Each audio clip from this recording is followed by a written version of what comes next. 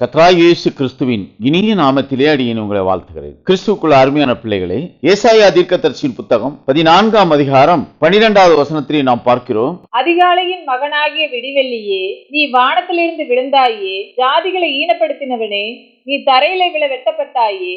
வானத்திலிருந்து விழுந்தாயே, தரையிலே விழ வெட்டப்பட்டாயே என்று அதிகாலையின் மகனாகிய லூசிபரை குறித்து சொல்லப்பட்டிருக்கிறது. இவன் வானத்திலிருந்து விழுந்தவனாக இங்கே சாட்சியிடப்பட்டிருக்கிறான். வானத்திலிருந்து எங்கே விழுந்தவனாக சாட்சியிடப்பட்டிருக்கிறான்? வானத்திலிருந்து கர்த்தருடைய கிரியைகளுக்குள்ளாக இருக்கக்கூடிய அந்த ஆளுமைக்குள்ளாக இருந்து தள்ளப்பட்டவனாக இங்கே சாட்சியிடப்பட்டிருக்கிறான். அந்த ஆளுமை பரலோக ராஜ்யத்திலே அவருடைய ராஜ்யமாக ஸ்தாபிக்கப்பட்டிருக்கிறது. இந்த பரலோக ராஜ்யத்திலிருந்து தரையிலே விழ தள்ளப்பட்டவனாக இவன் சாட்சியிடப்படுகிறான். இவன் தரையிலே விழ தள்ளப்பட்டவன். தரை என்று இங்கே சொல்லப்பட்டிருக்கிறது, பூமியை குறித்து சொல்லப்பட்டிருக்கிறதாக நாம் பார்க்கிறோம். ஏசாயா தீர்க்கதரிசியின் புத்தகம் 14ஆம் அதிகாரம் 16வது வசனத்திலே இவைகளை குறித்து சொல்லப்பட்டிருக்கிறது. உன்னை காண்கிறவர்கள் உன்னை உற்று பார்த்து உன்னை குறித்து சிந்தித்து, இவன்தானா பூமியை தத்தளிக்கவும் ராஜ்யங்களை அதிரவும் செய்து, இவன்தானா பூமியை தத்தளிக்க செய்தவன் என்று இங்கே சாட்சி கொடுக்கிறார். இவன் வான மண்டலத்தில் இருந்து இந்த பூமியை தத்தளிக்க செய்யத்தக்க விதமான கிரியைகளை செய்கிறவனாக அவன் தன்னுடைய கிரியைகளை செய்கிறான் என்று ஏசாயா தீர்க்கதரிசியின் மூலமாக சாட்சியிடப்பட்டிருக்கிறது. யார் இந்த லூசிபர்? யார் இந்த பிசாசு?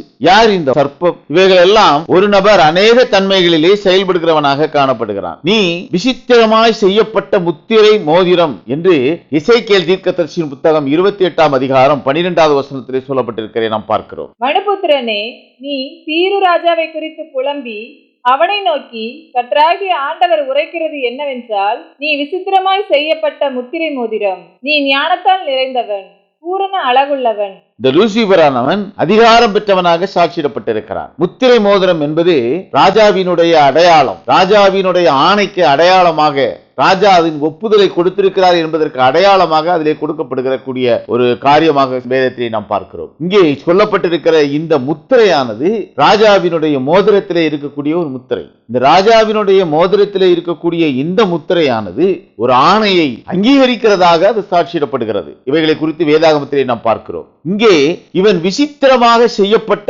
முத்திரை மோதிரம் என்று சாட்சியிடப்பட்டிருக்கிறது. இவன் அதிகாரத்தை பெற்றவன், இவன் ஞானத்தால் நிறைந்தவன் என்றும் இவன் பூரண அழகுள்ளவன் என்றும் இங்கே சொல்லப்பட்டிருக்கிறதை நாம் பார்க்கிறோம். இப்படி ஞானத்தால் நிறைந்தவன், பூரண அழகுள்ளவன், முத்திரை மோதிரத்தை தன்னகத்தை கொண்டிருக்கக்கூடிய ஒரு அதிகாரத்தை கொண்டவனாக, ஒரு ஆளுமைக்குரியவனாக சாட்சியிடப்பட்டிருக்கிறார். இதனுடைய ஆளுமை எப்படிப்பட்ட ஆளுமையாக காணப்படுகிறது?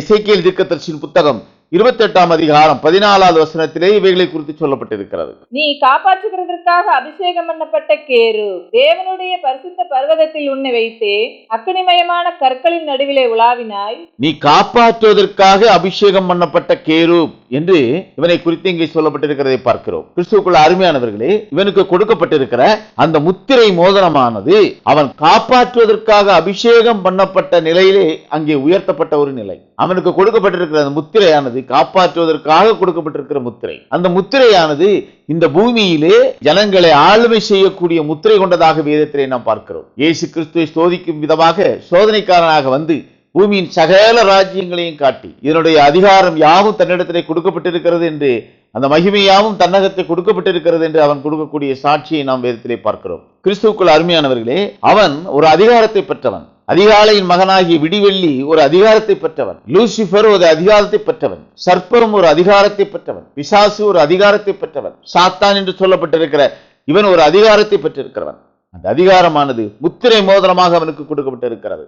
அந்த முத்திரை மோதிரமானது அவன் பெற்றிருக்கக்கூடிய அபிஷேகத்தை குறித்து கொடுக்கக்கூடிய சாட்சியாக அவன் தேவனுடைய பர்வதத்திலே காணப்பட்டான் என்று நாம் இங்கே பார்க்கிறோம். அவன் தேவனுடைய பர்வதத்திலே இருந்தவன்.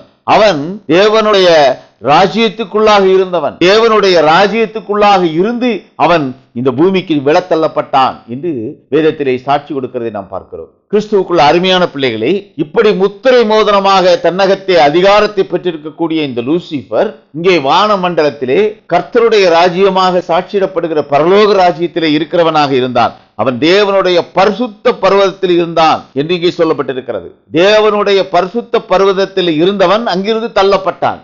எங்கே தள்ளப்பட்டான்? 2ஆம் வானத்துக்குள்ளாக தள்ளப்பட்டான். அவனுடைய கிரியைகள் அந்த 2ஆம் வானம் வரையிலும் கொடுக்கப்பட்டிருக்கிற ஆளுமையாக அதிகாரமாக காணப்பட்டிருக்கிறது. இந்த 2ஆம் வானம் வரையிலும் கொடுக்கப்பட்டிருக்கிற இந்த அதிகாரமானது அவனுக்கு முத்திரை மோதிரமாக சாட்சியிடப்பட்டிருக்கிறது. இதற்குள்ளாக இருக்கக்கூடிய சகல கிரியைகளையும் அவன் ஆளுமை செய்யக்கூடிய அதிகாரத்தை பெற்றவனாக சாட்சியிடப்பட்டிருக்கிறான். மேலும் எசேக்கியேல் தீர்க்கதரிசியின் புத்தகம் 28ஆம் அதிகாரம் 16வது வசனத்திலே நாம் பார்க்கிறோம், உன் வியாபாரத்தின் மிகுதியினால் உன் கொடுமை அதிகரித்து நீ பாவம் செய்தாய்.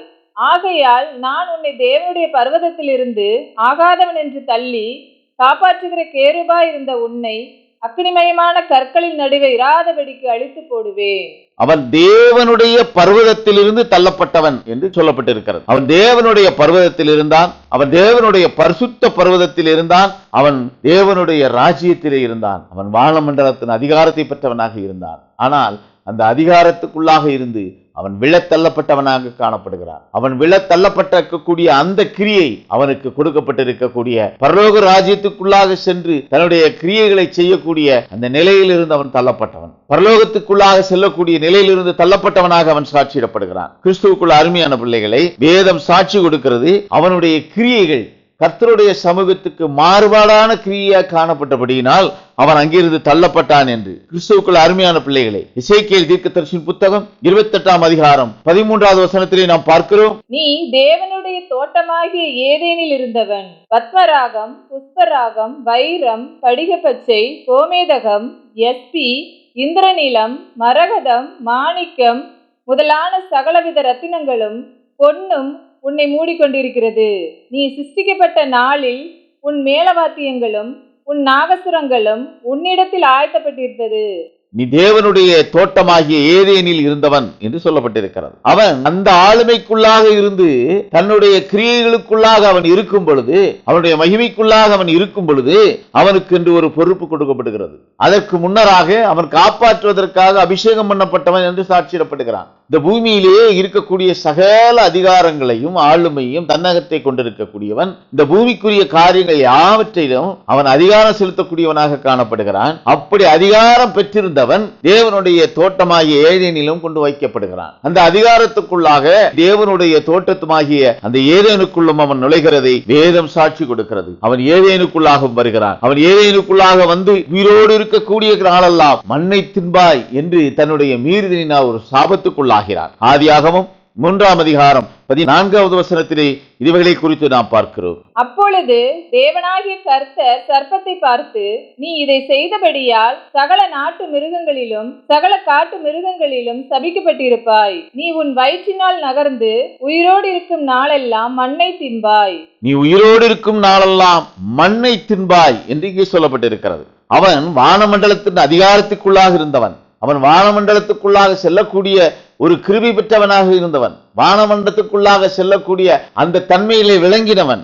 ஆனால் அவனுடைய கிரியை ஏதேன் தோட்டத்திலே மாறுபாடான ஒரு கிரியையாக வந்தது. ஏதேன் தோட்டம் முதலாக கர்த்தத்துவம் ஆரம்பமான தோட்டம். கர்த்தத்துவம் ஆரம்பமான தோட்டம் ஏதேன் தோட்டம். கர்த்தத்துவம் ஆரம்பமான அந்த தோட்டத்துக்குள்ளாகவும் அந்த மகிமைக்குரியவன் அங்கே வீற்றிருக்கிறவனாக காணப்படுகிறான். எல்லா விருட்சங்களுக்குள்ளாகவும் தன்னுடைய கிரியைகளுக்குள்ளாக சகலத்தையும் காப்பாற்றக்கூடிய தன்மை உள்ளவனாக அவன் காணப்படுகிறான். ஆனால் அந்த தன்மைக்குள்ளாக அவன் செய்த கிரியை கர்த்தத்துவத்துக்கு மாறான ஒரு போதகத்தை கொடுக்கக்கூடிய கிரியையாக சாட்சியிடப்படுகிறது. அந்த கிரியையானது அங்கே ஆதாமை வஞ்சிக்கக்கூடிய ஒரு நிலை, ஏவாள் மூலமாக ஆதாமை வஞ்சிக்கக்கூடிய ஒரு நிலை. அந்த வஞ்சகத்துக்குள்ளாக அவனுடைய கிரியைகள் இருந்தபடியினால் அவன் அங்கே உயிரோடு இருக்கும் நாளெல்லாம் அவனுடைய கிரியைகள் எல்லாம் இந்த பூமியிலே இருந்து நீ மண்ணை தின்பாய் என்று கிடைக்கக்கூடிய ஒரு சாபத்துக்குள்ளாகிறார். இந்த பூமிக்குள்ளாக இருந்து மண்ணை தின்கக்கூடிய ஒரு நிலை, மண்ணாக இருக்கக்கூடிய இந்த பூமிக்குரிய எல்லா காரியங்களுக்குள்ளாகவும் இருந்து தன்னுடைய கிரியைகளை செய்யக்கூடிய ஒரு நிலைக்குள்ளாக அவன் இங்கே தன்னுடைய உயரிய நிலையிலிருந்து தள்ளப்பட்டவனாக காணப்படுகிறான். அவன் வானமண்டலத்துக்குரிய அதிகாரத்தை பெற்றவனாக இருந்தாலும், அவன் வானமண்டலத்துக்குள்ளாக செல்லக்கூடிய அந்த தன்மையிலே காணப்பட்டிருந்தாலும், அவனுடைய மீறுதலின்படியினால் அவன் இந்த பூமிக்கு தள்ளப்பட்டான். அவன் 2ஆம் வானத்துக்குள்ளாக தள்ளப்பட்டான். 2ஆம் வானம் வரையிலும் அவனுடைய அதிகாரம் காணப்படக்கூடிய ஒரு நிலையை வேதத்திலே நாம் பார்க்கிறோம். அவன் மண்ணுக்குள்ளாக தள்ளப்பட்டான். அவன் சாபத்துக்குள்ளாகி இந்த பூமியின் நீ உயிரோடு இருக்கிற நாளெல்லாம் மண்ணை தின்பாய் என்று சபிக்கப்பட்டவனாக இந்த பூமிக்கு தள்ளப்பட்டான். கிறிஸ்துவுக்குள் அருமையானவர்களே, இந்த மண்ணுக்குள்ளாக அவனுடைய ஆளுமை இந்த பூமியிலே அவனுடைய ஆளுமை, இந்த பூமி இருக்கும் வரையிலும் அவனுடைய ஆளுமை காணப்படும். ஏனென்றால் அவன் உயிரோடு இருக்கும் நாளெல்லாம் மண்ணை தின்பாய் என்று கர்த்தர் சாட்சி கொடுக்கிறார். அவனுடைய ஜீவிய காலம் இந்த பூமி இருக்கும் வரையிலும் காணப்படும். இந்த பூமி இருக்கும் வரையிலும் அவனுடைய ஜீவிய காலம் சாட்சியிடப்பட்டிருக்கிறது. கிறிஸ்துவுக்குள் அருமையானவர்களே, அவன் இந்த பூமி இருக்கும் வரையிலும் உயிரோடு இருக்கிறவனாக வேதம் அவனை குறித்து சாட்சியிடுகிறதை நாம் பார்க்கிறோம். மேலும் இந்த பிசாசிடம் இந்த பூமிக்குரிய அதிகாரம் முழுவதும் கொடுக்கப்பட்டிருக்கிறது. நீ தேவனுடைய தோட்டமாகிய ஏதேனில் இருந்தவன் என்று சாட்சியிடப்படுகிறானே, அவன் காப்பாற்றுவதற்காக அபிஷேகம் பண்ணப்பட்டவன் என்று சாட்சியிடப்படுகிறானே, அவனுடைய கிரியையானது இந்த பூமியிலே இந்த முதலாம் வானம் மற்றும் இரண்டாம் வானத்துக்குள்ளாக சகல அதிகாரத்தை பெற்றிருக்கிறவனாக காணப்படுகிறான். இந்த ராஜ்யங்களுடைய மகிமையெல்லாம் அவனிடத்தில் ஒப்புக் கொடுக்கப்பட்டிருக்கிறது. யாவற்றினுடைய ஆளுமையும் அவனுக்கு ஒப்புக் கொடுக்கப்பட்டிருக்கிறது. அத்தகைய ஆளுமையை கொண்டிருக்கக்கூடிய அந்த ஆளுமையானது மண்ணுக்குரிய ஆளுமையாக காணப்படுகிறது, இந்த பூமிக்குரிய ஆளுமையாக காணப்படுகிறது. அவன் மண்ணின் ஆளுமை பெற்றவன். மண்ணின் ஆளுமை இன்றைக்கு பிதானால் இங்கே பிசாசிடம் ஒப்புக் கொடுக்கப்பட்டிருக்கிறது, சாத்தானிடம் ஒப்புக் கொடுக்கப்பட்டிருக்கிறது, வலு சர்ப்பத்திடம் ஒப்புக் கொடுக்கப்பட்டிருக்கிறது. இந்த வலு சர்ப்பமானது தன்னுடைய கிரியைகளை முதலாக கர்த்தத்துவத்துக்கு எதிரான கிரியையாய் அன்றைக்கு ஏதேன் தோட்டத்திலே அங்கே சாட்சியிடப்பட்டதை நாம் பார்க்கிறோம். கிறிஸ்துவுக்குள் அருமையானவர்களே, இப்படி காப்பாற்றுவதற்காக அபிஷேகம் பண்ணப்பட்ட இந்த கேருப்பானது, இந்த அபிஷேகம் முத்திரை மோதிரமாக தன்னுடைய ஆளுமையை பெற்றிருக்கக்கூடிய இந்த வலு சர்ப்பமானது இங்கே ஒரு மாறுபாடான ஒரு கிரியை செய்தது. இந்த மாறுபாடான கிரியைகளை அவன் செய்த நிலையானது இந்த பூமியிலே மண்ணிலே செய்த அவனுடைய கிரியையாகும். அது ஏதேன் தோட்டத்திலே ஆரம்பமாகி இந்த பூமி இருக்கிற வரையிலும் அவன் உயிரோடு இருக்கக்கூடிய ஒரு நிலை. அவனுக்கு கொடுக்கப்பட்டிருக்கிற ஆயுஷின் நாட்கள் இந்த பூமியின் மண் இருக்கும் வரையிலும் அவன் ஜீவனோடு இருக்கக்கூடிய ஒரு நிலையாகவே வேதம் சாட்சி கொடுக்கிறது. கர்த்தர் பூமியின் மண்ணினாலே சகலத்தையும் உருவாக்கினார் என்று வேதம் சாட்சி கொடுக்கிறது. சகல மிருகங்களையும் பறவைகளையும் அவர் மண்ணிலே உருவாக்கினார் என்று ஆதியாகமம் 2ஆம் அதிகாரம் 19வது வசனத்திலே சொல்லப்பட்டிருக்கிறதை நாம் பார்க்கிறோம். தேவனாகிய கர்த்தர் வெளியின் சகலவித மிருகங்களையும் ஆகாயத்தின் சகலவித பறவைகளையும் மண்ணினாலே உருவாக்கி ஆதாம் அவைகளுக்கு என்ன பெயரிடுவான் என்று பார்க்கும்படி அவைகளை அவனிடத்தில் கொண்டு வந்தார். அந்தந்த ஜீவஜந்துக்கு ஆதாம் எந்தெந்த பெயரிட்டானோ அதுவே அதற்கு பெயராயிற்று. மேலும் ஆதியாகமம் 2ஆம் அதிகாரம் 7வது வசனத்திலே இங்கே கர்த்தர் பூமியின் மண்ணினாலே மனிதனை உருவாக்கினார் என்று சாட்சியிடப்பட்டிருக்கிறது. தேவனாகிய கர்த்தர் மனுஷனை பூமியின் மண்ணினாலே உருவாக்கி ஜீவசுவாசத்தை அவன் நாசியிலே ஊதினார். மனுஷன் ஜீவாத்மாவானான். மனிதன் பூமியின் மண்ணினாலே உருவாக்கப்பட்டவன். பூமியின் மண்ணின் உள்ள தன்மைகள் யாவும் மனிதனுடைய சரீரத்திலே இருக்கக்கூடிய ஒரு நிலை. இந்த பூமியின் மண்ணுக்குரிய கிரியைகள், தாதுக்கள், இவைகள் யாவும் மனிதனுடைய சரீரத்திலும் காணப்படக்கூடிய ஒரு நிலை. எல்லா விருக ஜீவன்களும் மண்ணிலிருந்து உருவாக்கப்பட்டது. எல்லா பறவைகளும் மண்ணிலிருந்து உருவாக்கப்பட்டது. எல்லா மச்சங்களும் மண்ணிலிருந்து உருவாக்கப்பட்டது. உருவாக்கப்பட்ட யாவும் ஒரு நாள் மண்ணுக்குள்ளாகி மண்ணோடு மண்ணாகி செல்லக்கூடிய ஒரு நிலை. இந்த நிலையிலே மனிதனும் உருவாக்கப்பட்டான். அப்படி மண்ணினால் உருவாக்கப்பட்ட மனிதனுக்குள்ளாக கர்த்தர் ஏதேன் தோட்டத்திலே சென்று குடியமர்த்தக்கூடிய கிருபையை ஆதாமிடத்துக்கு கொடுத்தார். கர்த்தத்துவத்துக்குள்ளாக செல்லக்கூடிய அந்த கிருபையை ஆதாமிடம் கொடுக்கப்பட்டது. ஆதாமுக்குள்ளே கர்த்தர் ஜீவ சுவாசத்தை ஊதினார். ஆதாமுக்குள்ளாக கர்த்தர் தன்னுடைய சுவாசத்தை ஊதினார். அந்த சுவாசமானது அவனுடைய நாசியின் வழியாக செல்லப்பட்ட ஜீவாத்மாவை பெற்றுக்கொள்ளக்கூடிய ஒரு நிலை. ஜீவன் இருக்கிற வரையிலும் மாமிச சரீரத்துக்குள்ளாக இருக்கக்கூடிய அந்த ஜீவனானது, அந்த ஆத்மாவானது அங்கே மாமிச சரீரத்துக்குள்ளாக பூரணப்பட வரையிலும் அது அந்த சரீரத்துக்குள்ளாக தன்னுடைய கிரியைகளை மேற்கொள்ள வேண்டும் என்றே சாட்சியிடப்பட்டிருக்கிறது. கிறிஸ்துவுக்குள் அருமையானவர்களே, பூமியின் மண்ணினால் உருவானான். மனிதன் மண்ணினால் உருவாக்கப்பட்டவன். சகல ஜீவராசிகளும் மண்ணினால் உருவாக்கப்பட்டது. இங்கே இருக்கக்கூடிய சகல தாவரங்களும் மண்ணினால் உருவாக்கப்பட்டது. இவை யாவும் மண்ணுக்குள்ளாக சென்று மண்ணோடு மண்ணாக செல்லக்கூடிய ஒரு நிலை. அப்படி மண்ணோடு மண்ணாக செல்லக்கூடிய தன்மையிலே இங்கே எல்லா ஜீவராசிகளும் உருவாக்கப்பட்டது. இப்படி மண்ணாக இருக்கக்கூடிய இந்த ஜீவராசிகளுக்குள்ளாக நீ மண்ணை தின்பாய் என்று அங்கே சபிக்கப்பட்டவனாக அதிகாலையின் மகனாகிய விடுவில்லி இந்த பூமியிலே தள்ளப்படுகிறார். ஏதேன் தோட்டத்திலிருந்து வெளியேற்றப்படுகிறார். கர்த்தத்துவத்தின் கிரியைக்குள்ளாக இருந்து வெளியேற்றப்படுகிறதை வேதம் கொடுக்கிற சாட்சியாக நாம் பார்க்கிறோம். கிறிஸ்துவுக்குள்ள அருமையானவர்களே, எல்லா உயிரினங்களும் மண்ணின் தன்மைக்குள்ளாக சிருஷ்டிக்கப்பட்டிருக்கிறது. மனிதனும் அபிதமாகவே சிருஷ்டிக்கப்பட்டிருக்கிறார். மனிதன் சிருஷ்டிக்கப்பட்ட நிலையிலும் அவனுக்குள்ளாக கொடுக்கப்பட்டிருக்கக்கூடிய ஒரு மேலான ஒரு நிலை கர்த்தர் கொடுத்த ஜீவனுக்குரிய அந்த சுவாசம். அந்த ஜீவனுக்குரிய சுவாசம் ஆதாமை ஜீவாத்மா பெற்றவனாக மாற்றிற்று. உண்டாயிற்று. மண்ணினால் உருவாக்கப்பட்ட மற்ற எல்லா மனிதர்களுக்கும் எல்லா ஜீவராசிகளுக்கும் கிடைக்காத ஒரு மகத்துவமான ஒரு கிருபை அங்கே ஆதாமிடத்திலே கொடுக்கப்பட்டிருக்கிறது. அந்த ஆதாம் மண்ணின் தன்மையிலே உருவான சரீரம் கொண்ட மனிதன். அந்த சரீரத்துக்குள்ளாக அனுப்பப்பட்ட ஆவியின் சரீரமாக ஜீவசுவாசம் சாட்சியிடப்பட்டிருக்கிறது. ஜீவசுவாசத்தினால் உருவான மனிதன் சாட்சியிடப்பட்டிருக்கிறார். மனிதன் மண்ணின் தன்மையிலான மனிதன். எல்லா ஜீவராசிகளும் மண்ணின் தன்மையினால் உருவாக்கப்பட்ட ஜீவராசிகள். இவைகள் யாவற்றின் மீதுள்ள அதிகாரம் உத்திரமோதரமாக அபிஷேகம் பண்ணப்பட்ட லூசிபரிடம் சாட்சியிடப்பட்டிருக்கிறது.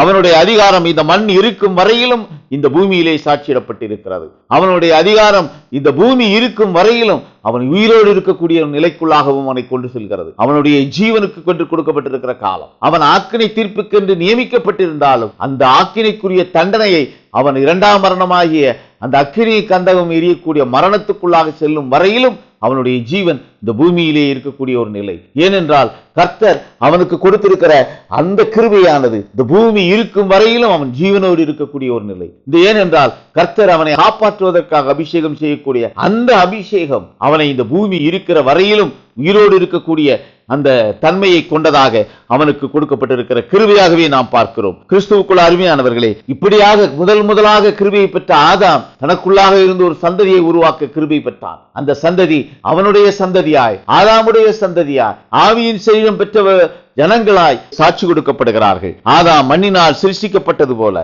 அங்கே மண் இருக்கும் வரையில் அந்த மாமிச சரீரம் இருக்கும். இந்த மாமிச சரீரங்கள் இருக்கும் வரையிலும் அங்கே ஆளுமையை பெற்றிருக்கக்கூடிய லூசிபரினுடைய அதிகாரமும் இந்த பூமியிலே இருக்கும் என்றே வேதம் சாட்சி கொடுக்கிறது. கிறிஸ்துவுக்குள் அருமையானவர்களே, சர்ப்பம் ஆவியின் சரீரம் கொண்டவன். இப்படி ஆவியின் சரீரம் கொண்டவனாகிய இந்த சர்ப்பமானவன் இந்த பூமியிலே மண்ணை தின்பதற்கான ஒரு சாபத்துக்குள்ளாக வருகிறான். மண்ணை தின்பதற்கான ஒரு சாபத்துக்குள்ளாக தள்ளப்படுகிறான். அந்த சாபமானது அது மாத்திரம் அவனுடைய அதிகாரம், அதற்குள்ளாக மாத்திரம் அவனுடைய கிரியைகள், இவைகள் எல்லாம் வேதம் கொடுக்கிற சாட்சியாக நாம் பார்க்கிறோம். கிறிஸ்துவுக்குள்ள அருமையானவர்களே, சர்ப்பமானது மண்ணை தின்னும்படியாய் அங்கே சாபத்துக்குள்ளாகப்படுகிறார். இந்த மண்ணானது தேவத்துவ கிரியையாகும். தேவத்துவத்துக்குள்ளாகவே சகல காரியங்களும் சிருஷ்டிக்கப்பட்டிருக்கிறது. இந்த சிருஷ்டிக்கப்பட்ட எல்லா சிருஷ்டிப்புகளையும் ஆளக்கூடிய முத்திரை மோதிரமாக பிசாசு என்று சொல்லப்பட்டிருக்கிற இந்த சர்ப்பம் அபிஷேகம் பண்ணப்பட்டவனாக காணப்படுகிறான். கிறிஸ்துவுக்குள்ள அருமையானவர்களே, இந்த பூமி இருக்கும் வரையிலும் அவன் உயிரோடு இருக்கிறவனாக காணப்படுகிறான். வானமும் பூமியும் ஒளிந்து போகும் என்று வேதம் சாட்சி கொடுக்கிறதே, அப்படி வானமும் பூமியும் ஒளியும் வரையிலும் அவன் இந்த பூமியிலே உயிருள்ளவனாக காணப்படுவான், ஆளுமை கொண்டவனாக காணப்படுவான் என்றே வேதம் சாட்சி கொடுக்கிறது. கிறிஸ்துவுக்குள்ள அருமையானவர்களே, அவன் பூமியிலிருந்து எடுக்கப்பட்டபடியினால் நீ மண்ணுக்கு திரும்புவாய் என்ற சாபத்துக்குள்ளாக அங்கே ஆதாம் வருகிறதை நாம் பார்க்கிறோம். ஆதியாகமம் 3ஆம் அதிகாரம் 19வது வசனத்திலே நாம் பார்க்கிறோம், நீ பூமியிலிருந்து எடுக்கப்பட்டபடியால் நீ பூமிக்கு திரும்பும் மட்டும் உன் முகத்தின் வேர்வையால் ஆகாரம் புசிப்பாய், நீ மண்ணாய் இருக்கிறாய், மண்ணுக்கு திரும்புவாய் என்றார். நீ பூமியிலிருந்து எடுக்கப்பட்டாய், பூமியின் மண்ணுக்கு திரும்புவாய். மண்ணிலிருந்து எடுக்கப்பட்டாய், நீ மண்ணுக்கு திரும்புவாய். இந்த மாம்ச சரீரமானது மண்ணுக்குள்ளாக இருந்து வந்து மண்ணுக்கென்று ஒப்புக் கொடுக்கப்பட்டது. கிறிஸ்துவுக்குள் அருமையானவர்களே, ஆதாமுடைய மீறுதல் நம்முடைய இந்த மண்ணினால் உருவாக்கப்பட்ட இந்த மாம்ச சரீரம் தன் நிலையிலே பரலோக ராஜ்யம் செல்ல இயலாது இருக்கக்கூடிய ஒரு நிலை. அந்த சாபம் ஆதாமின் மூலமாக ஆதாம் சந்ததியாக விளங்கக்கூடிய எல்லா ஆத்மா கொண்ட சரீரங்களுக்கும் அது சாபமாக அமைந்தது. ஆதாமுடைய மீறுதல் அந்த பின் சந்ததியாக வரக்கூடிய எல்லா ஆவியின் சரீரத்தை பெற்றிருக்கக்கூடிய மாமிச சரீரத்தை கொண்டிருக்கிறவர்களுக்கும் அந்த சாபத்துக்குள்ளாக வரக்கூடிய ஒரு நிலை. ஆதாமுடைய மீறுதல் அவனுடைய சரீரத்தில் இருந்த வண்ணமாக அவன் பரலோக ராஜ்யத்துக்கு செல்ல முடியாத நிலை. ஏனென்றால் அங்கே ஒரு சாபம், அது மண்ணுக்குரிய சரீரம், மண்ணுக்கு செல்வாய் என்று கொடுக்கப்பட்ட சாபமாக அது அமைகிறது. எனவே இந்த மண்ணாக உருவான இந்த மாம்ச சரீரமானது பரலோக ராஜ்யத்தை சுதந்திரிப்பதிலே என்று வேதம் சாட்சி கொடுக்கிறதை நாம் பார்க்கிறோம். ஆதாமுடைய மீறுதலின் மூலமாகவே நாம் இந்த சரீரத்தின் மூலமாக நாம் பெற்றிருக்கக்கூடிய இந்த மாம்ச சரீரத்தின் மூலமாக நாம் கொண்டிருக்கக்கூடிய இந்த சரீரத்தின் மூலமாக நாம் பரலோகத்தை சென்றடைய முடியாது. அந்த கிருபையை இழந்திருக்கக்கூடிய ஒரு சாபத்துக்குள்ளாக நாம் தள்ளப்படுகிறோம். அது ஆதாமுடைய மீறுதலினால் கிடைத்தது. கிறிஸ்துவுக்குள்ள அருமையானவர்களே, அப்படி ஒரு மீறுதலுக்குள்ளாக ஆதாமுடைய கிரியை சாபமாக மண்ணான சரீரத்தினால் உருவாக்கப்பட்டிருக்கக்கூடிய நம்ம எல்லோருடைய சரீரங்களுக்கும் அது கொடுக்கப்பட்ட ஒரு சாபத்துக்குள்ளான ஒரு கிரியாகவே வேதம் சாட்சி கொடுக்கிறது. கிறிஸ்துவுக்குள்ள அருமையான பிள்ளைகளை, வெளிப்படுத்தின விசேஷம் 21ஆம் அதிகாரம் 1வது வசனத்திலே நாம் பார்க்கிறோம், பின்பு நான் புதிய வானத்தையும் புதிய பூமியையும் கண்டேன். முந்தின வானமும் முந்தின பூமியும் ஒளிந்து போயின, சமுத்திரமும் இல்லாமல் போயிற்று.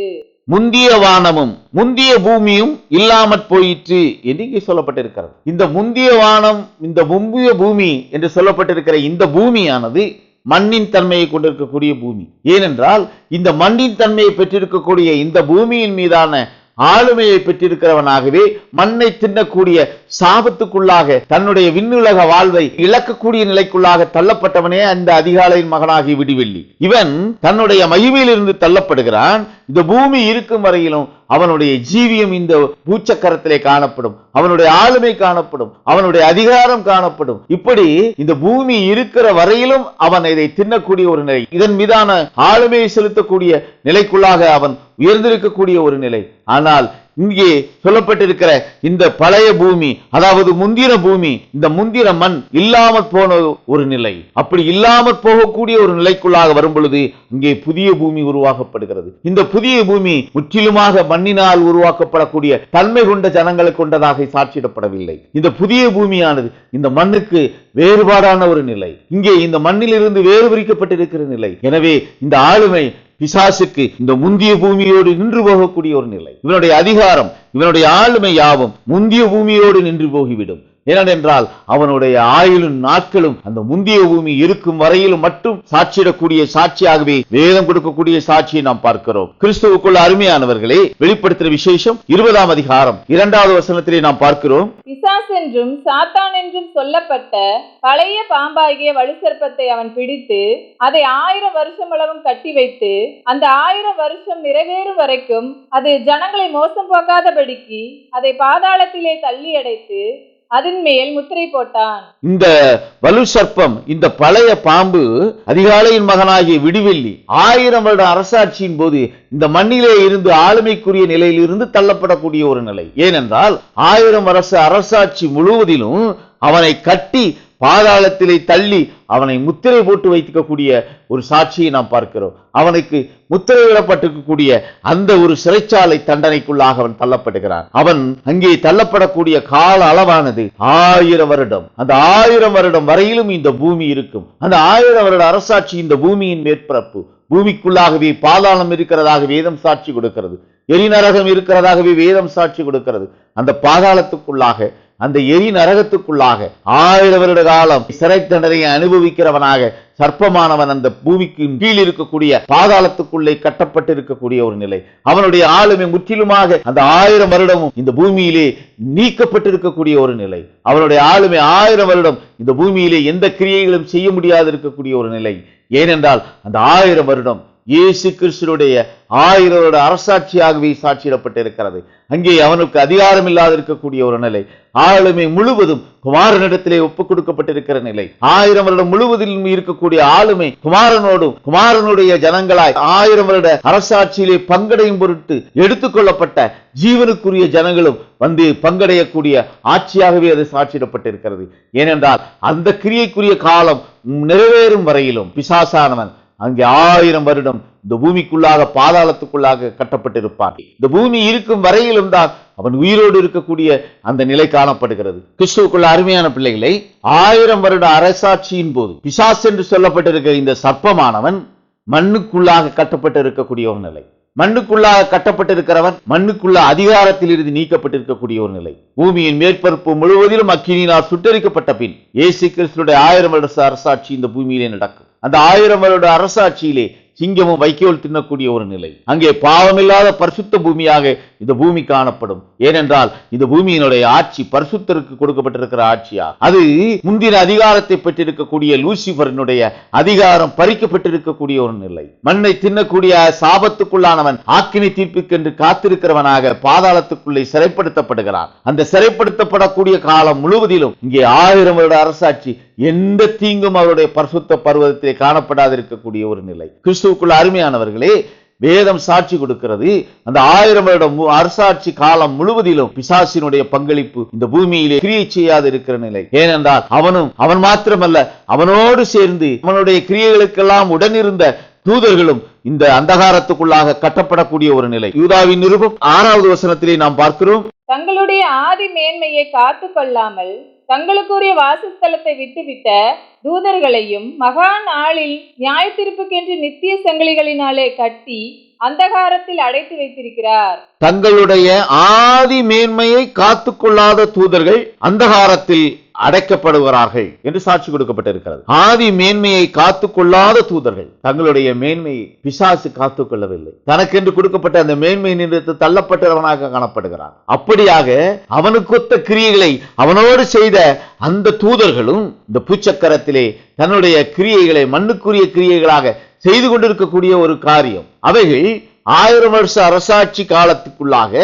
பிசாசோடு சேர்ந்து அவனோடு சேர்ந்து தன்னுடைய கிரியைகளை செய்த எல்லா தூதர்களும் இந்த பூமிக்குள்ளாக பாதாளத்துக்குள்ளாக தள்ளப்படுவார்கள். இங்கே அவர்களும் ஆதி மேன்மையை காத்துக்கொள்ளாத நிலைக்குள்ளாக இருந்தபடியினால் அந்த ஆக்கினைக்கென்று அவர்களும் கர்த்தரால் சிறைப்படுத்தப்பட்டவர்களாக காணப்படுகிறார்கள், அடைக்கப்பட்டவர்களாக காணப்படுகிறார்கள். கிறிஸ்துவுக்குள் அருமையானவர்களே, இந்த பிசாசு என்று சொல்லப்பட்டிருக்கக்கூடிய இந்த பழைய பாம்பாகிய இந்த வலு சர்ப்பம் தன்னுடைய கிரியைகளை நிறைவேற்றக்கூடிய ஒரு கால அளவு கொடுக்கப்பட்டிருக்கிறது. அவன் ஆளுமைக்குள்ளாக இருக்கிறார். மண்ணின் அதிகாரம் அவனிடத்திலே கொடுக்கப்பட்டிருக்கிறது. 2ஆம் வானம் வரையிலுமான அவனுக்கு அதிகாரம் கொடுக்கப்பட்டிருக்கிற நிலையை நாம் வேதத்திலே பார்க்கிறோம். இப்படி 2ஆம் வானம் வரையிலும் தன்னுடைய ஆளுமையை பெற்றிருக்கக்கூடியவன் அந்த மகிமையிலிருந்து தள்ளப்பட வேண்டும். அந்த மகிமையை நின்று தள்ளப்படும் போது முதலாவது அவனுக்கு எதிராக கர்த்தத்துவத்தின் கிரியைகள் கொடுக்கக்கூடிய சாட்சியானது அவன் 2ஆம் வானத்திலிருந்து தள்ளப்பட வேண்டும். அவனுடைய ஆளுமை 2ஆம் வானத்திலிருந்து தள்ளப்பட வேண்டும். 2ஆம் வானத்திலிருந்து அவன் தள்ளப்படுவதற்கென்று ஒரு கால அளவை கர்த்தர் நிர்ணயித்து வைத்திருக்கிறார். அந்த கால அளவானது அவருடைய 1000 வருட அரசாட்சிக்குள்ளாக பங்கடைய யாரெல்லாம் கிருபை பெற்றிருக்கிறார்களோ, யாரெல்லாம் ஜீவனுக்குள்ளாக தன்னுடைய மாம்ச சரீரத்திலே ஜீவித்துக் கொண்டிருக்கிறார்களோ அவர்களையெல்லாம் எடுத்துக்கொள்ள வேண்டும். அப்படி அவர்களையெல்லாம் எடுத்துக்கொள்ளக்கூடிய அந்த கால அளவு தான் வேதம் சாட்சி கொடுக்கிறது மணவாட்டி பூரணப்பட்டிருக்கக்கூடிய காலம் என்று. மணவாட்டி பூரணப்படக்கூடிய வேளையிலே அவள் அந்த 2ஆம் வானத்துக்குள்ளாக சென்றமர வேண்டும். அங்கே அவளை குடியமர்த்த வேண்டும். அங்கே இளைப்பாதலுக்குள்ளாக சென்று பிரவேசிக்க வேண்டும். அப்படி பிரவேசிக்கக்கூடிய அந்த கால அளவு வரும் பொழுது அவன் 2ஆம் வானத்திலிருந்து தள்ளப்பட போகிறான். அப்படி 2வது வானத்திலிருந்து அவன் தள்ளப்படும் போது அங்கே ஒரு யுத்தம் ஏற்படுகிறது. மிகாவேலும் அவனை சார்ந்த தூதர்களும் அந்த யுத்தத்திலே பங்கடைகிறார்கள். அங்கே ஜெயம் மிகாவேலுக்கும் அவனை சார்ந்த தூதர்களுக்கும். 2ஆம் வானத்திலிருந்து தன்னுடைய மகிமையில் இருந்து அவன் தள்ளப்பட்டவனாக காணப்படுகிறான். வெளிப்படுத்தின விசேஷம் 12ஆம் அதிகாரம் 3வது வசனத்தில் நாம் பார்க்கிறோம். அப்பொழுது வேறொரு அடையாளம் வானத்திலே காணப்பட்டது. 7 தலைகளையும் 10 கொம்புகளையும் தன் தலைகளின் மேல் 7 முடிகளையும் உடைய சிவப்பான பெரிய வலுசர்ப்பம் இருந்தது. வான மண்டலத்திலே யுத்தம் உண்டாயிற்று. இந்த யுத்தமானது 2ஆம் வானத்திலிருந்து அவன் மகிமையிலிருந்து அவன் தள்ளப்பட வேண்டும். 2ஆம் வானத்துக்குள்ளாக இருக்கக்கூடிய அவனுடைய ஆளுமையிலிருந்து அவன் தள்ளப்பட வேண்டும். எப்பொழுது அவன் தள்ளப்படுவான் என்று பார்த்தோம். மணவாட்டியின் தன்மையிலே தன்னுடைய கிரியைகளிலே அவள் பூரணப்படக்கூடிய வேளை அந்த வேளை. மணவாட்டி எப்பொழுது பூரணப்படுகிறாள்? 7 தலைகளும் 10 கொம்புகளையும் தலைமீது 7 முடிகளையும் உடைய அந்த மிருகம் வீழ்த்தப்படக்கூடிய ஒரு காலம். அப்படி வீழ்த்தப்படக்கூடிய காலம் 7 தலை என்னதென்றும் 7 தலை மீது கற்பிக்கப்பட்டிருக்கிற முடி என்னதென்றும் சாட்சியிடப்பட வேண்டும். இந்த காலமானது 7 சபை காலங்களும் நிறைவு பெற்றிருக்கக்கூடிய காலம். 7 சபை காலங்களும் நிறைவு பெற்ற பின் அந்த யுத்தமானது வானமண்டலத்திலே நிகழ வேண்டும். அப்படி 7 சபை காலங்களும் நிறைவு பெற்ற பின் வானமண்டலத்திலே உண்டாகக்கூடிய அந்த யுத்தத்தின் இறுதி கட்டத்தில் லூசிபரும் அவனை சார்ந்தவர்களும் அந்த 2ஆம் வானத்தின் மகிமையிலிருந்து தள்ளப்படுவார்கள். அப்படி தள்ளப்பட்ட பின் 2ஆம் வானத்தினுடைய மகிமை யாவும் கர்த்தத்துவத்தின் மகிமைக்குள்ளாக வரும். அப்படி கர்த்தத்துவத்தின் மகிமைக்குள்ளாக 2ஆம் வானம் வரும் பொழுது அந்த 2வது வானத்திலே இந்த பூச்சக்கரத்திலே தன்னுடைய கிரியைகளிலே பூரணப்பட்டிருக்கக்கூடிய மணவாட்டி அங்கே குடியமர்த்தப்படுவாள். அப்படி குடியமர்த்தப்பட்ட பின் இங்கே முழுவதுமாக இந்த பூமிக்குள்ளாகவே 1ஆம் வானம் வரையிலும் மாத்திரம் கிரியை செய்யக்கூடிய அதிகாரத்தை பெற்றவனாகவே லூசிபர் சாட்சியிடப்படுகிறார். கிறிஸ்துவுக்குள் அருமையானவர்களே, இந்த 2வது வானத்திலே நடக்கக்கூடிய அந்த யுத்தத்திலே வலு சர்ப்பமும் அவனை சார்ந்த தூதர்களும் இருந்த இடம் காணாமல் போயிற்று என்று சாட்சி கொடுக்கப்பட்டிருக்கிறது. வெளிப்படுத்தின விசேஷம் 12ஆம் அதிகாரம் 7 மற்றும் 8 வசனங்களிலே நாம் பார்க்கிறோம். வானத்திலே யுத்தம் உண்டாயிற்று. மிகாவேலும் அவனை சேர்ந்த தூதர்களும் வலுசர்ப்பத்தோட யுத்தம் பண்ணினார்கள். வலுசர்ப்பமும் அதை சேர்ந்த தூதரும் யுத்தம் பண்ணியும் ஜெயம் கொள்ளவில்லை. வானத்தில் அவர்கள் இருந்த இடமும் காணப்படாமல் போயிற்று. இங்கே வானத்திலே உண்டான அந்த யுத்தம் வலு சர்ப்பங்களும் அதை சார்ந்த இடமும் அங்கே இல்லாமல் போகக்கூடிய ஒரு நிலை, அந்த மகிமையிலிருந்து தள்ளப்படக்கூடிய ஒரு நிலை. கர்த்தத்துவ மகிமை அங்கே 2ஆம் வானத்திலே ஏற்படக்கூடிய மகிமை. ஏனென்றால் கர்த்தத்துவ மகிமையானது அழிவில்லாத மகிமை. அது அழிவில்லாத இருக்கக்கூடிய ஒரு ஜீவனுக்குரிய கிரியைக்குரிய காலம். கிறிஸ்துவுக்குள் அருமையானவர்களே, அப்படியாக இருக்கக்கூடிய அந்த மகிமைக்குள்ளாக சென்றடையக்கூடிய கிருபையை மணவாட்டி பெறுகிறார். தன்னுடைய நிலையிலே பூரணப்பட்ட பின் அவள் அங்கே வந்து குடியமர்த்தப்படுகிறாள். அவள் அங்கே இருக்கக்கூடிய அந்த கால அளவு, இந்த பூமிக்குள்ளாக உபத்திரவம், இந்த பூமிக்குள்ளாக மகா உபத்திரவம் நிகழக்கூடிய ஒரு நிலை, இந்த பூமி மகா உபத்திரவத்துக்குள்ளாக கடந்து வந்த பின் இந்த பூமியின் மேற்பரப்பு முற்றிலுமாக அக்கினியினால் சுட்டரிக்கப்பட்டுவிடும். இந்த பூமியின் மண் இருக்கும், ஆனால் இந்த பூமியின் மண்ணினால் உருவாக்கப்பட்ட எந்த ஜீவராசிகளும் இல்லாதிருக்கக்கூடிய ஒரு நிலை, அது முற்றிலுமாக அழிக்கப்படக்கூடிய ஒரு நிலை. தேவத்துவ கிரியைகள் முற்றிலுமாக அழிக்கப்பட்டிருக்கக்கூடிய ஒரு நிலை. முந்தைய நிலை அழிக்கப்பட்டது, பிந்திய நிலை கிறிஸ்துவின் அரசாட்சியாய் இந்த பூச்சக்கரத்திலே செழுமையை உண்டாக்கும். அது நீதிக்குரிய கிரியை, அது நீதிக்குரிய கிரியைக்குரிய காலம். கிறிஸ்துவுக்குள் அருமையானவர்களே, அப்படி இருக்கக்கூடிய அந்த கிரியைக்குரிய காலத்திலே கிறிஸ்துவின் மகிமை இரண்டாம் வானத்துக்குள்ளாக இருக்கக்கூடிய ஜனங்களுக்குள்ளாக வெளிப்படும். பூமி உபத்திரத்துக்குள்ளாக மாறி, பூமி மகாபோத்திரத்துக்குள்ளாக தண்டிக்கப்பட்டு, பூமியின் மேற்பரப்பு முழுவதிலும் அக்கினியினால் சுட்டரிக்கப்பட்ட பின் 1000 வருஷ அரசாட்சி ஆரம்பமாக வேண்டும். பூமியின் மகிமை முற்றிலுமாக எடுக்கப்பட்ட பின் இந்த பூமியின் மகிமையை தன்னகத்தை கொண்டிருக்கக்கூடிய லூசிபர் 1000 வருடம் இந்த பூமிக்கு கீழ் இருக்கக்கூடிய பாதாளத்துக்குள்ளே சிறைப்படுத்தப்பட போகிறார். அப்படி 1000 வருடம் அவன் பூமிக்குள்ளாக சிறைப்படுத்தப்படும் பொழுது அங்கு பூமியின் மேற்பரப்பில் கிறிஸ்துவின் ஆட்சி, அது 1000 வருட மகிமைக்குரிய ஆட்சி. அது கர்த்தருடைய ஜனங்கள் கம்பீரத்தோடு, கம்பீர துணியோடு, களிப்போடு இந்த பூமியிலே கர்த்தருடைய ஆளுமைக்குள்ளாக வாழக்கூடிய ஒரு ஜீவியத்துக்குரிய காலம். வானமண்டலத்திலே யுத்தம் நடந்து கொண்டிருக்கிறது. இந்த பூமியானது 1000 வருட அரசாட்சிக்கு முன்பாக, அதிலே பங்கடையக்கூடிய தன்னுடைய ஜனத்தை எடுத்துக்கொள்ளும் முன்பாக, கர்த்தர் இந்த பூமியை உபத்திரத்துக்குள்ளாக உட்படுத்தும் முன்பாக ஒரு காரியம் பூச்சக்கரத்தின் மேல் பகுதியிலே வானமண்டலத்திலிருந்து நிகழ வேண்டும் என்று சாட்சியிடப்பட்டிருக்கிறது. வானமண்டலத்திலிருந்து ஒரு தூதன் இறங்கி வர வேண்டும். வெளிப்படுத்தின விசேஷம் 10ஆம் அதிகாரம் 1வது வசனத்திலே இந்த தூதனை குறித்து நாம் பார்க்கிறோம். பின்பு பலமுள்ள வேறொரு தூதன் வானத்திலிருந்து இறங்கி வர கண்டேன். மேகம் அவனை சூழ்ந்திருந்தது. அவனுடைய சிரசின் மேல் வானவில் இருந்தது. அவனுடைய முகம் சூரியனைப் போலவும், அவனுடைய கால்கள் அக்கினி ஸ்தம்பங்களைப் போலவும் இருந்தது. இந்த தூதனானவன் பலமுள்ள தூதன் என்று சாட்சியிடப்படுகிறான். இவன் வானத்தில் இருந்து இறங்கி வர வேண்டும். இவன் வானத்தில் இருந்து இறங்கி வந்து வானமண்டலத்திலே நடந்து கொண்டிருக்கிற யுத்தத்தை குறித்து சாட்சி கொடுப்பான். இவன் பூமியிலே நடந்து கர்த்தத்துவ கிரியைக்குரிய ஜனங்களாக காணப்படுகிற அந்த மணவாட்டி தன்னிலை அறிந்து, அந்த மணவாட்டி தன்னிலையிலே பூரணப்பட வேண்டும் என்பதை சாட்சியாக கர்த்தருடைய பிரமாணத்தை கொண்டு இந்த ஜனங்களிடத்திலே சேர்க்கிறவனாக அனுப்பப்படுகிறான். அப்படியான அந்த தூதன் வானத்தில் இருந்து இறங்கி வரக்கூடிய ஒரு வேளை பூச்சக்கரத்துக்கு மேலாக அங்கே 2ஆம் வானத்திலே யுத்தம் நடந்து கொண்டிருக்கும். அந்த யுத்தத்தை அந்த பலமுள்ள தூதன் வந்து சாட்சி கொடுப்பான். அந்த பலமுள்ள தூதன் மூலமாக கொடுக்கக்கூடிய சாட்சியை விசுவாசத்துக்குள்ளாக ஏற்றுக்கொண்டிருக்கக்கூடிய ஜனம் கர்த்தரால் முன்குறிக்கப்பட்ட ஜனமாக சாட்சியிடப்படுகிறார்கள். கிறிஸ்துவுக்குள்ள அருமையானவர்களே, வானமண்டலத்திலே யுத்தம் நடந்து கொண்டிருக்கிறது. அந்த தூதன் மூலமாக கொடுக்கக்கூடிய சாட்சியை அங்கீகரிக்கிறவர்கள் மனவாட்டிக்குரிய தன்மைக்குள்ளாக கர்த்தரிடத்திலிருந்து அனுப்பப்படுகிற புதிய பிரமாணத்தை ஏற்றுக்கொண்டவர்களாக சாட்சியிடப்படுகிறார்கள். அப்படியான ஒரு கிருபையை, அந்த புதிய பிரமாணத்தை அங்கீகரிக்கக்கூடிய ஒரு கிருபையை கிட்ட ஜனமாய் நாமும் மாற, நம்மை மாற்றி நம்மை வழிநடத்த தேவ சமூகத்திலே நம்மை ஒப்புக் கொடுப்போம். கர்த்தர் பெரிய காரியங்களை செய்வார். ஆமேன், ஆமேன், ஆமேன்.